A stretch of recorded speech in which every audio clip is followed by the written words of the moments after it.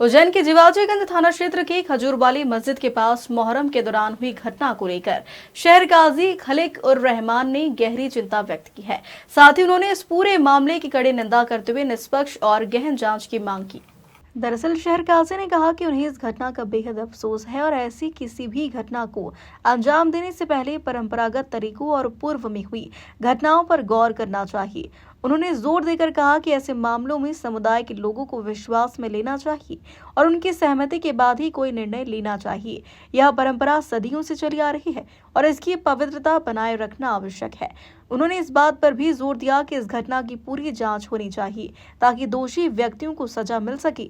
इसके साथ ही उन्होंने सोशल मीडिया पर इस माहौल को खराब करने की कोशिश कर रहे लोगों के खिलाफ भी प्रशासन से सख्त कार्रवाई की मांग की है। शहर काजी ने उज्जैन की गंगा जमुनी तहजीब को बनाए रखने पर जोर दिया।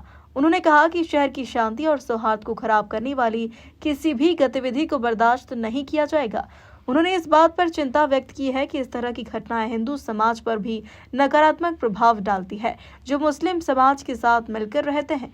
उन्होंने यह भी सवाल उठाया कि क्या मुहर्रम को जानबूझकर निशाना बनाया जा रहा है, जैसा कि पहले भी पाकिस्तान जिंदाबाद के नारों के मामले में हुआ था।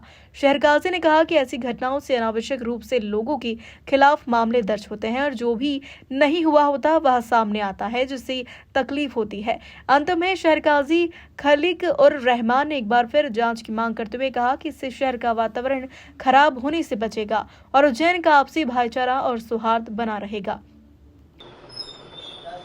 एक निंदनीय वाक़या है, मैं उसकी निंदा करता हूँ और अफसोस इस बात का है कि हमें ये देखना चाहिए कि क्या परंपरागत तरीके से कहाँ से निकलता है, कैसे निकलता है और क्या पूर्व में ऐसा हुआ था या नहीं हुआ था।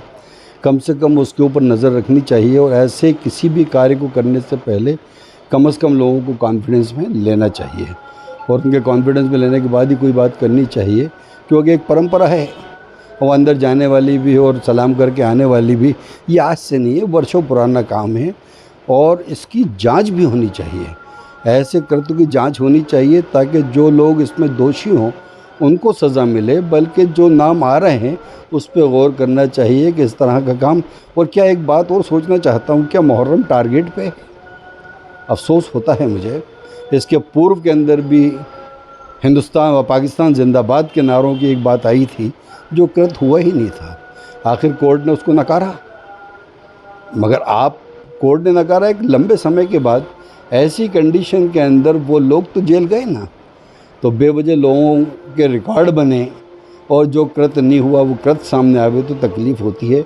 मेरा कहना इतना सी है कि इसके अंदर जांच हो ताकि हमारे शहर का जो वातावरण है वो ख़राब ना हो।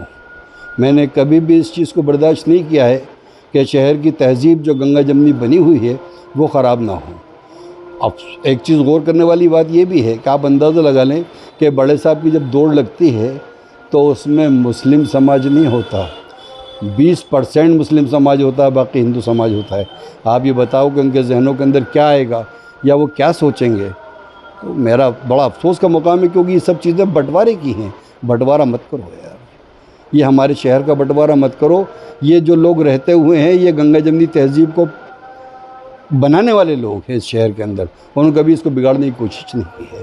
मैं चाहता हूँ जांच हो उसमें सब। एक चीज़ और भी है कि कुछ सोशल मीडिया के ऊपर जो चल रहा है, किसी एक व्यक्ति ने इस माहौल को ख़राब करने की कोशिश की है।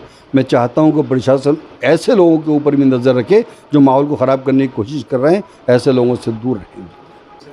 ये तो जांच का विषय है, ये जांच का विषय है, इसमें जांच करनी चाहिए। क्या पहले ऐसा हुआ? तब सब चीज़ें सामने आ जाएं। सब प्रशासन के पास सारा रिकॉर्ड पे है, ऐसा नहीं है। तो मेरी तो गुजारिश इस बात की है कि इसमें जाँच होनी चाहिए। उज्जैन से सचिन सिन्हा की रिपोर्ट।